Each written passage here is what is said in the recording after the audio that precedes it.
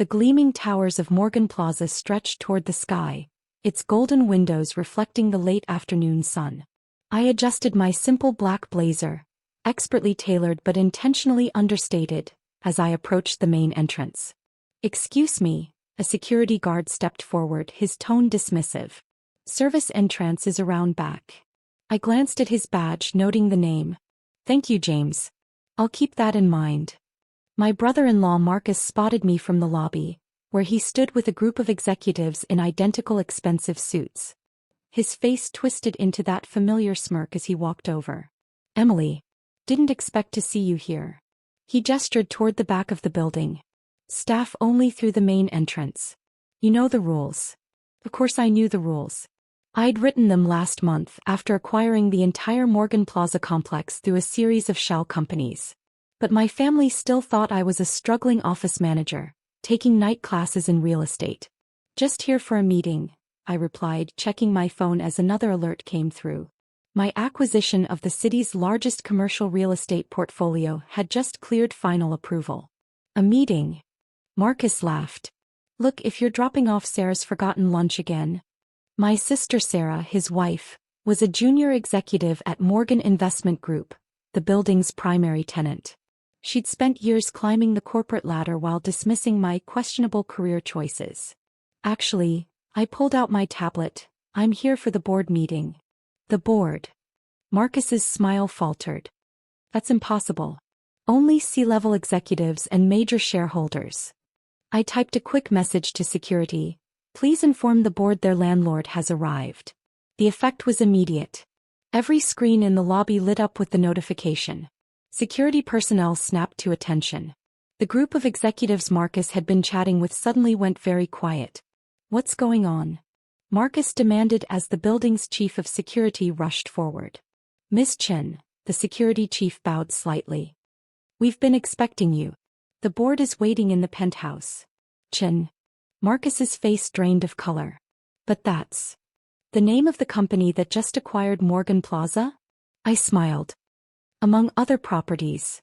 The lobby had fallen silent as executives began recognizing me, not as Marcus's struggling sister-in-law, but as the mysterious real estate mogul who'd been buying up prime properties across the city. "This is ridiculous," Marcus sputtered. "Emily lives in a rental apartment. She takes the bus. She lives in the penthouse of the Chin Tower on Fifth Avenue," I corrected him. "And that rental is actually my company's incubator space for emerging tech startups." My phone buzzed again. "Excuse me," I said, checking the message. "My team just closed on another acquisition. The Morrison building on Park Avenue. You know it, right, Marcus? Where your firm tried to lease the top floor but couldn't afford it." His face went from pale to red as the implications sank in. But at Sarah's birthday party last week you were serving drinks." "Market research," I replied, walking toward the private elevator that had opened for me. "I like to know how my properties are actually running. From every angle." The security chief swiped his card, but the elevator had already recognized me. "All floors accessible, Ms. Chin," the automated system announced. "Welcome back." "Back." Marcus choked out. "I've owned this building for 3 months," I said as the doors began to close. "That service entrance you mentioned? I had it renovated last week. Italian marble if you'd like to check." The last thing I saw before the elevator whisked me upward was Marcus's face as he finally realized who his struggling sister-in-law really was. But he hadn't seen anything yet. The real show was about to begin in the boardroom above. The elevator glided to a stop at the penthouse level, where the Morgan Investment Group board of directors waited. Through the glass walls, I could see them shuffling nervously, their usual arrogance replaced by uncertainty. My sister Sarah stood frozen by the conference room window, her designer suit suddenly seeming less impressive. She'd spent years telling our family how I was wasting my potential with my odd jobs and unrealistic dreams. "Emily," she whispered as I entered. "What is this?" "Your quarterly board meeting," I replied, setting my tablet on the polished table. Though today's agenda might be slightly different than planned. The board chairman, Richard Morrison, cleared his throat. "Miss Chin, we had no idea." "That's rather the point," I smiled, taking the seat at the head of the table, his usual spot.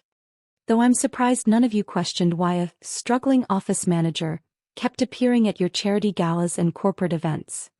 The market research, Sarah's voice cracked. All those times you helped cater. Was me learning exactly how this company treats people. Every level, every department. I pulled up a holographic display showing my real estate empire. Morgan Plaza was just the beginning. The display showed dozens of premium properties across the city, each marked with the Chun Global logo. Office towers, luxury developments, tech incubators, all acquired quietly over the past 5 years while my family mocked my poor life choices. But the bus. Sarah stammered. Your tiny apartment. My private bus company actually. Part of our sustainable transportation initiative. I brought up another screen. And that tiny apartment is part of a billion-dollar development project. The one your husband's firm tried to invest in last month. The board members shifted uncomfortably as they realized the full scope of their miscalculation. The mysterious Chun Global CEO they'd been trying to meet for months had been serving them cocktails and taking notes. My phone buzzed with an urgent message. Excuse me, I said, reading the alert. My London office needs approval on the Canary Wharf acquisition. Canary Wharf? Morrison's face went pale. The entire district? The part's worth owning, I replied, sending a quick confirmation. Along with similar properties in Dubai, Singapore, and New York. Speaking of which, I slid a document across the table. Your lease is up for renewal. Sarah grabbed the paper, her hands shaking. These rates, they're double the market value. Actually, they're triple, I corrected her. But don't worry, I'm offering your executives a discount. They can use the service entrance. The message hit home as the board realized their new reality. The woman they dismissed, relegated to back doors and service elevators, now controlled their company's future. My phone lit up with another call. I should take this, I said, standing. My team in Dubai is waiting. Oh, and Sarah? I paused at the door. About that promotion you've been chasing? The one Marcus said was guaranteed. She looked up, her carefully applied makeup unable to hide her shock. The position's been filled, I smiled. I gave it to your assistant. The one you made cry last week in the service elevator. Turns out she has an MBA from Harvard and some brilliant ideas about corporate restructuring. The boardroom remained silent as I walked out, leaving behind a group of executives who were finally beginning to understand. Success doesn't always wear a designer suit or come through the front door. The next morning, Morgan Plaza hummed with a different energy. News of yesterday's revelation had spread through every floor, transforming the building's social hierarchy overnight. I arrived early, intentionally using the service entrance I'd recently renovated. Good morning, Ms. Chin. The service staff greeted me, standing a little straighter now. They weren't surprised to see me here. I'd been greeting them every morning for months, long before anyone knew who I really was. My phone buzzed with an urgent message from Marcus. He and Sarah were waiting in my office. The real one, not the tiny workspace where I'd played office manager. The penthouse office suite took up half the top floor, its walls made of smart glass that could shift from transparent to opaque with a touch. I found them standing awkwardly by my desk, looking out over the city I increasingly owned. Nice view, I said, watching them jump. Different from the service corridors, isn't it? Emily, Sarah stepped forward, her voice strained. We need to talk about this. About what? I settled into my chair, activating the holographic displays around my desk. About how you told Mom I was throwing my life away while I was building this. Or about how your husband made me use the back entrance of my own building. Marcus tugged at his collar. Listen, we had no idea. Clearly. I pulled up the company's latest acquisition data. Though you might want to check your firm's portfolio, Marcus. Chun Global just became your largest client. His face went pale. What? We acquired controlling interest in your investment firm last night. I showed him the numbers. Along with 3 others. We're consolidating our financial services division. Sarah sank into a chair. But your apartment, all those odd jobs. Market research, I repeated, bringing up more displays. Every catering job, every temp position, every time I helped out at corporate events, I was learning how companies really work. How they treat people. How they make decisions. The displays showed years of data. Employee satisfaction rates, efficiency metrics, innovation indexes. Everything I'd gathered while they thought I was just serving drinks and filing papers. Your company has a toxic culture problem, I continued, pulling up specific examples. Starting with how you treat service staff. Did you know your assistant cries in the bathroom every Tuesday after your morning meetings, Sarah? She flinched.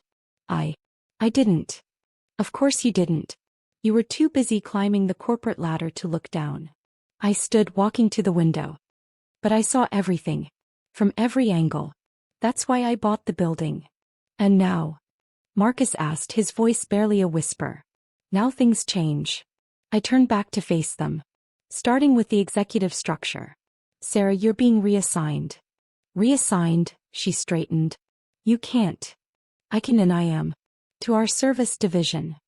I smiled. 6 months working with the staff you've been looking down on.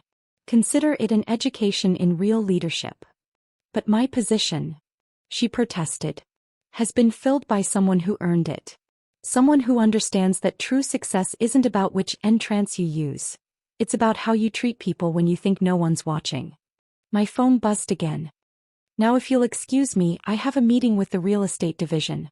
We're discussing the acquisition of your father's company. Their heads snapped up in unison. Dad's company? Did you really think I'd stop at one building? I pressed a button and the smart glass walls turned opaque. The service entrance is that way. Though you're welcome to use the front door now, if you've learned something. 3 months after the Morgan Plaza revelation, I stood in the newly renovated lobby of Chin Tower, watching as workers installed a unique art piece. A massive wall sculpture made from recycled service elevator parts, designed by a former maintenance worker who'd revealed her secret talent as an artist. The London acquisition is complete, my assistant reported, handing me a tablet. And Sarah's service division report is ready for review. I smiled, remembering how my sister had initially balked at her reassignment. Now, after 3 months of working alongside the staff she'd once dismissed, she was transforming our corporate culture from the ground up. Send her up, I said, heading to my office. Sarah arrived looking different. Gone were the oversized designer labels and artificial authority. Instead, she carried herself with a new kind of confidence, earned rather than assumed. The staff satisfaction scores are up 60%, she began, jumping straight in. And our new employee development program has identified 17 potential executives from our service departments. Including Maria from the cleaning staff, I noted, reviewing her report. The one you used to complain about for taking too long in the executive bathrooms? Sarah had the grace to blush. She was studying for her MBA during breaks. Now she's leading our sustainability initiative. Amazing what you discover when you actually see people, isn't it? The view from my office had changed too. Chin Global now owned most of the skyline, but our buildings operated differently. Every property had both a front entrance and a service entrance, but they were equally grand, equally respected. Dad called, Sarah said quietly, about the takeover offer. And he wants to meet. Here. She paused. He finally asked what you were doing all those years when you disappeared after college. I turned to the window, remembering those early days. Working every job I could find, learning the real estate industry from the ground up while my family assumed I was lost. Tell him to use the main entrance, I said. Both of them. Our father arrived that afternoon looking smaller than I remembered. The mighty real estate tycoon who'd once dismissed my impractical approach to business now stood in my office, surrounded by evidence of my success. The service staff speaks very highly of you, he said finally. All of them. Even the ones I never noticed in my own buildings. That's because I worked alongside them, I replied. While you were teaching Sarah and Marcus about corner offices and executive perks, I was learning how buildings really run. Who really matters. And now, he gestured to the empire I'd built. What happens to my company? I pressed a button and a holographic model of the city appeared, showing all our properties. Now we rebuilt. Not just buildings, culture. Legacy. The display highlighted dozens of properties, each one a story of transformation. The parking garage where I'd worked as an attendant, now a tech incubator. The restaurant where I'd waited tables, transformed into a culinary training center. Every property we acquire goes through the same process. I explained. We identify talented employees at all levels, provide education opportunities, create advancement paths. Success shouldn't depend on which door you use to enter the building. And my company, he asked again, will be part of that transformation. I handed him a proposal, but with conditions, starting with how you treat your service staff. He read through the documents, his expression changing as he understood the full scope of my vision. You're not just buying buildings. I'm changing how they work, I nodded. How they serve everyone who walks through their doors, front or back. My phone buzzed with an update.